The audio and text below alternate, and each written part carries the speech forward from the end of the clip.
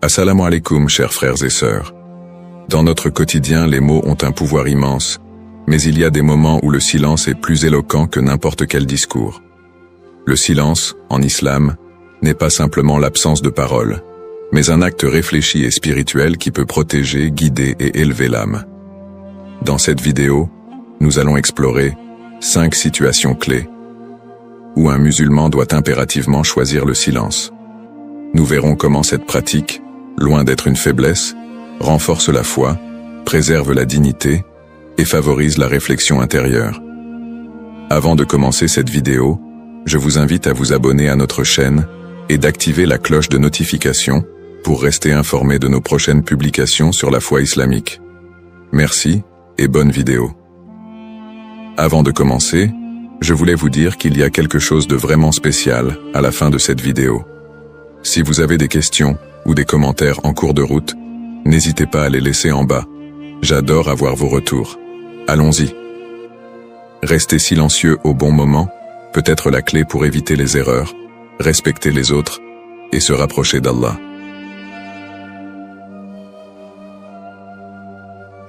Situation 1. Lors des disputes et des conflits. Explication. Les disputes et les conflits sont des situations où les émotions prennent souvent le dessus, menant à des paroles blessantes et irréfléchies.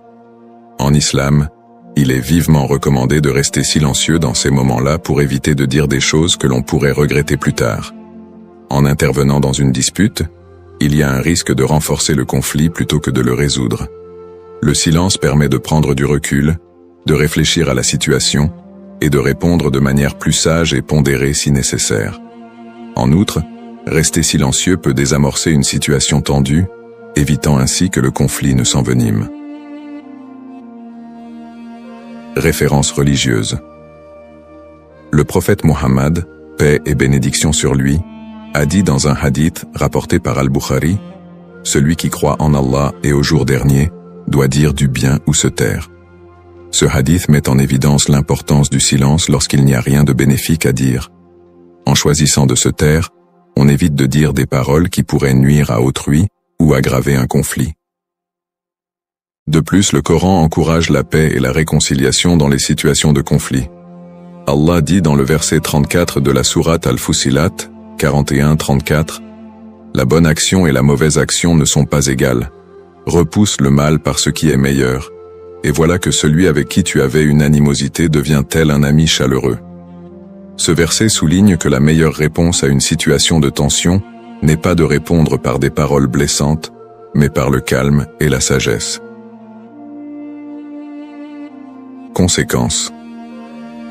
Le choix de rester silencieux lors d'une dispute peut avoir des impacts positifs profonds sur les relations interpersonnelles.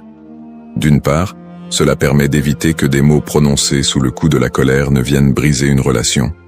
D'autre part, le silence montre une maîtrise de soi, un respect pour l'autre et une volonté de ne pas alimenter le conflit. Cela peut également encourager l'autre personne à se calmer et à réfléchir, ce qui ouvre la voie à une résolution pacifique du différend. En effet, le silence réfléchi peut être perçu comme un acte de sagesse et de maturité. Il montre que l'on préfère préserver la paix plutôt que de chercher à avoir raison à tout prix. Cette attitude peut transformer une situation potentiellement destructrice en une opportunité de croissance personnelle et spirituelle.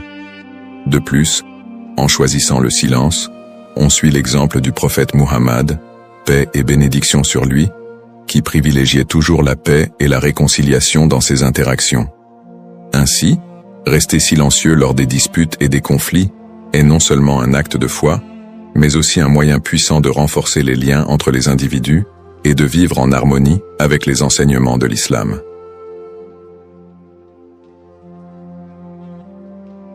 Situation 2. Lorsque l'on est témoin de rumeurs ou de calomnies. Explication. Être témoin de rumeurs ou de calomnies est une situation délicate qui requiert un grand sens de la responsabilité. En islam, il est essentiel de ne pas participer à la propagation de ces rumeurs, car elles peuvent causer des dommages irréparables à la réputation et à la dignité d'une personne. Propager des rumeurs, même sous forme de simple répétition, équivaut à encourager la médisance et à répandre des mensonges. En choisissant de rester silencieux, un musulman évite de tomber dans ce piège et protège ainsi sa propre intégrité morale. Le silence, dans ce cas, devient un acte de protection et de respect envers autrui.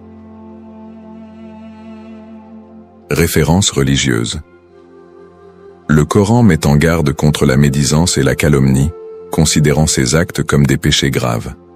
Dans la sourate Al-Hujurat, 49-12, Allah dit « Ô vous qui avez cru, évitez de trop conjecturer sur autrui, car une partie des conjectures est un péché.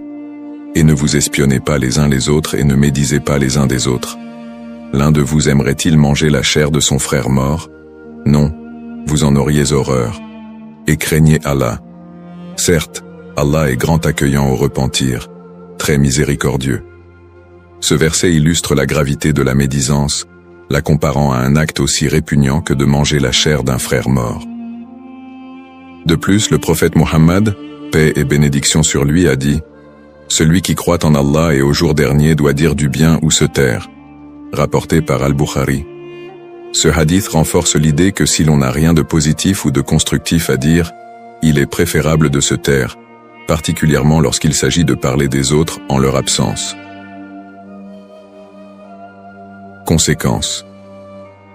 Les rumeurs et les calomnies ont des effets dévastateurs sur la communauté. Elles sèment la discorde, détruisent la confiance entre les individus et peuvent même briser des familles et des amitiés. Lorsqu'une rumeur est propagée, elle peut prendre des proportions incontrôlables, causant ainsi du tort non seulement à la personne visée, mais aussi à l'ensemble de la communauté. La méfiance s'installe, les liens se dégradent, et l'unité de la communauté est mise en péril. En choisissant de rester silencieux et de ne pas participer à la propagation des rumeurs, un musulman contribue à maintenir la paix et l'harmonie au sein de la communauté. Il protège non seulement la dignité de la personne visée, mais aussi celle de l'ensemble de la communauté. De plus, le silence peut inspirer les autres à réfléchir avant de parler, créant ainsi un environnement où la parole est mesurée et respectueuse. Ne pas répandre de rumeurs, c'est aussi un moyen de se protéger soi-même. En effet, celui qui se livre à la calomnie et à la médisance s'expose à la colère d'Allah et à des conséquences négatives dans l'au-delà. Le silence, dans ce cas, est une forme de purification de l'âme et de préservation de sa foi. En refusant de participer à la diffusion de rumeurs, un musulman montre son engagement envers les valeurs islamiques de vérité, de justice et de respect pour autrui. Ainsi, rester silencieux lorsque l'on est témoin de rumeurs ou de calomnies est un acte de grande sagesse et de foi.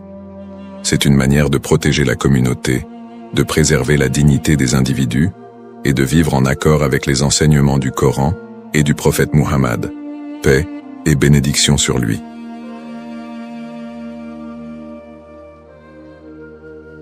Situation 3. Dans les discussions inutiles ou futiles. Explication. Dans la vie quotidienne, il n'est pas rare de se retrouver pris dans des discussions qui n'ont aucune valeur ni utilité.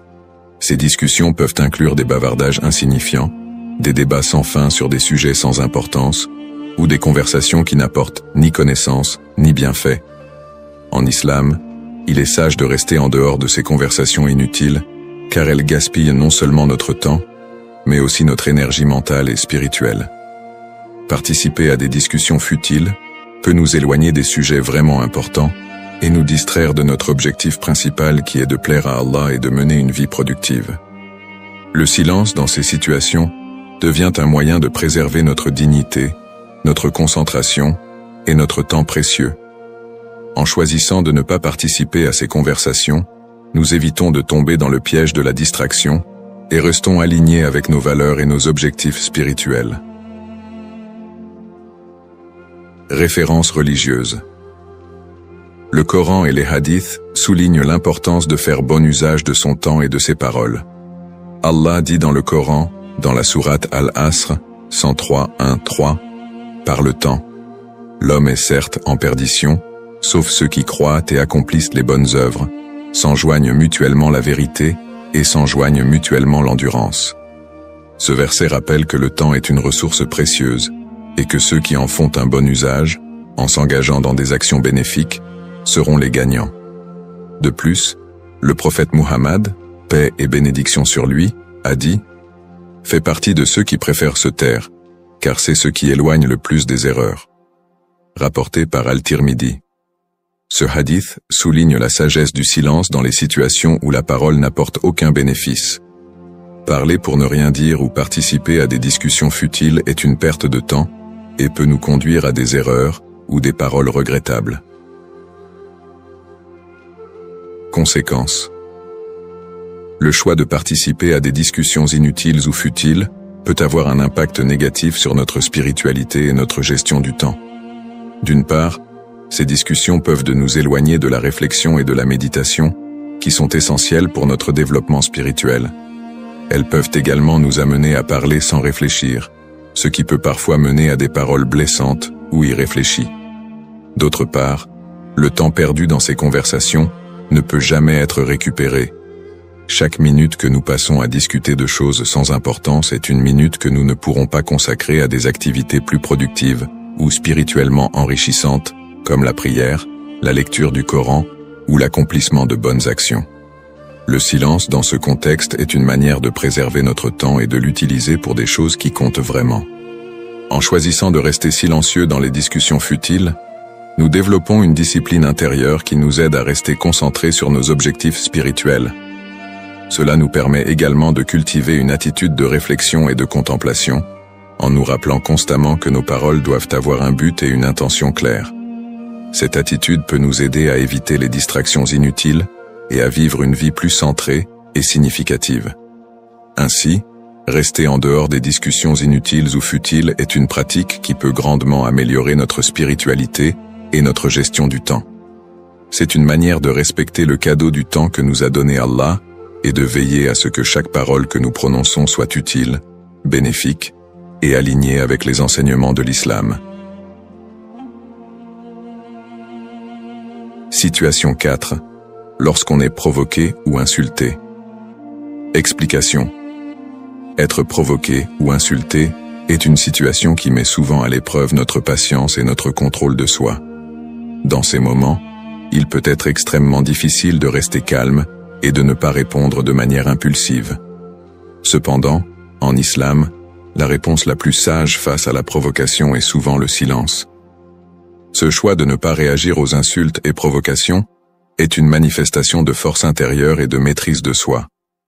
Répondre à la provocation par des paroles ou des actions agressives ne fait qu'intensifier le conflit et peut entraîner des conséquences négatives pour les deux parties. En choisissant le silence, on préserve sa dignité et on démontre une grande force morale et spirituelle. Le silence face à la provocation permet également de réfléchir avant de répondre, ce qui peut conduire à une réponse plus réfléchie et appropriée, si une réponse est nécessaire. Cela montre une volonté de résoudre les conflits de manière pacifique et de ne pas se laisser entraîner par les émotions négatives. Référence religieuse. Le prophète Muhammad, paix et bénédiction sur lui, a donné l'exemple de la patience et du calme face aux insultes et aux provocations. Dans un hadith rapporté par Al-Bukhari, le prophète, paix et bénédiction sur lui, a dit « La force n'est pas de faire preuve de force physique, mais de faire preuve de patience et de maîtrise de soi lorsque l'on est provoqué. » Ce hadith souligne que la véritable force réside dans la capacité à contrôler ses réactions face à la provocation. Un autre exemple notable est celui du prophète Muhammad, paix et bénédiction sur lui, lorsqu'il a été insulté par les Qurayshites. Au lieu de répondre par la violence ou des paroles blessantes, il a choisi de répondre avec patience et clémence. Lorsqu'un groupe d'ennemis a tenté de l'humilier en l'insultant, il a continué à prêcher le message de l'islam avec calme et dignité, ne permettant pas aux provocations de l'ébranler. Conséquences. Rester silencieux lorsqu'on est provoqué ou insulté a des conséquences profondes sur notre développement personnel et spirituel. Premièrement, il démontre une maîtrise de soi et une force intérieure qui sont hautement valorisées en islam. Le fait de ne pas répondre à la provocation avec colère ou agressivité montre que l'on est capable de contrôler ses émotions et de rester fidèle à ses principes. Deuxièmement, ce silence peut aider à désamorcer la situation. En ne répondant pas à la provocation, on évite d'aggraver le conflit, et on peut même inspirer respect et admiration chez ceux qui sont témoins de notre comportement. Cela peut aussi encourager l'autre personne à réfléchir à ses propres actions et à adopter une attitude plus respectueuse. Enfin, la patience et le silence face à l'insulte sont des moyens de se rapprocher d'Allah. Le Coran dit dans la sourate Al-Furqan 25-63, « Et les serviteurs du tout miséricordieux sont ceux qui marchent sur la terre avec humilité, et lorsqu'ils sont confrontés aux ignorants, ils disent « paix ». Ce verset montre que les serviteurs d'Allah font preuve d'humilité et de paix, même lorsqu'ils sont insultés ou provoqués, suivant ainsi l'exemple du prophète Muhammad, paix et bénédiction sur lui. En somme, rester silencieux lorsqu'on est provoqué ou insulté est un acte de grande sagesse et de force intérieure. Cela démontre une maîtrise de soi, une patience admirable, et un engagement envers les principes islamiques de paix et de respect. C'est une manière puissante de montrer que l'on est au-dessus des provocations et de renforcer sa propre dignité et celle de la communauté. Situation 5. Lorsque l'on est confronté à des opinions divergentes. Explication. Lorsque nous sommes confrontés à des opinions divergentes, il peut être tentant de défendre notre propre point de vue avec force. Cependant, il est souvent plus sage de choisir d'écouter attentivement plutôt que de parler immédiatement. En islam, écouter activement et respecter les opinions des autres sont des comportements valorisés qui favorisent un dialogue constructif et une meilleure compréhension mutuelle. Au lieu de répondre de manière impulsive ou de chercher à imposer notre opinion, prendre le temps d'écouter permet d'aborder la discussion avec une attitude ouverte et respectueuse. Cela peut aider à clarifier les malentendus, à réduire les tensions et à trouver des terrains d'entente. Références religieuses. Le Coran encourage l'écoute active et le respect des opinions. Dans la sourate An-Nisa 4:59, Allah dit « Ô vous qui avez cru, obéissez à Allah et obéissez aux messagers et à ceux d'entre vous qui détiennent l'autorité. Si vous vous disputez en quelque chose, renvoyez-le à Allah et aux messagers, si vous croyez en Allah et au jour dernier. » Ce verset montre que les disputes doivent être résolues avec respect et en cherchant des solutions en accord avec les principes islamiques, plutôt que par confrontation. Le prophète Muhammad, paix et bénédiction sur lui, a également donné l'exemple en matière d'écoute et de respect des opinions. Dans un hadith rapporté par Al-Bukhari, le prophète, paix et bénédiction sur lui, a dit « Celui qui n'a pas de patience avec les autres, il n'est pas patient avec lui-même. » Ce hadith souligne l'importance de la patience et de l'écoute dans les interactions avec les autres, même lorsqu'il y a des divergences d'opinion. Conséquences. Lorsque nous choisissons d'écouter plutôt que de parler face à des opinions divergentes, nous favorisons un dialogue constructif et respectueux. Cette attitude permet d'éviter les conflits inutiles et de créer un environnement où chacun se sent entendu et respecté. En écoutant activement, nous pouvons mieux comprendre les perspectives des autres, ce qui peut conduire à des discussions plus enrichissantes et à la résolution de problèmes de manière collaborative. De plus, cette approche contribue à développer des relations plus solides et harmonieuses.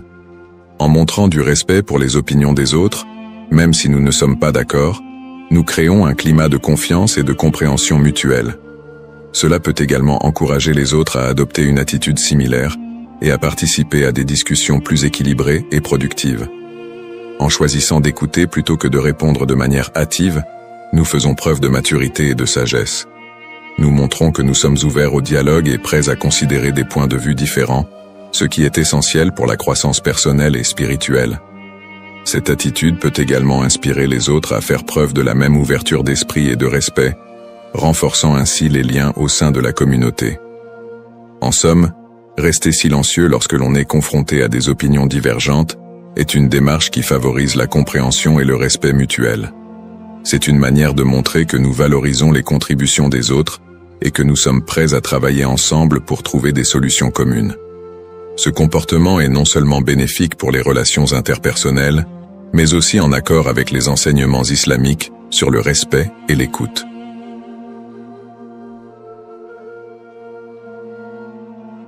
Conclusion. En résumé, nous avons exploré 5 situations où le silence est non seulement recommandé, mais essentiel pour maintenir l'harmonie et la dignité en islam.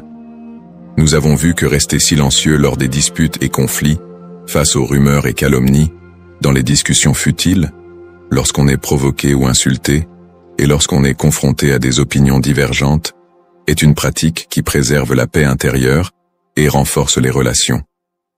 Le silence réfléchi est un acte de maîtrise de soi et de respect des enseignements islamiques.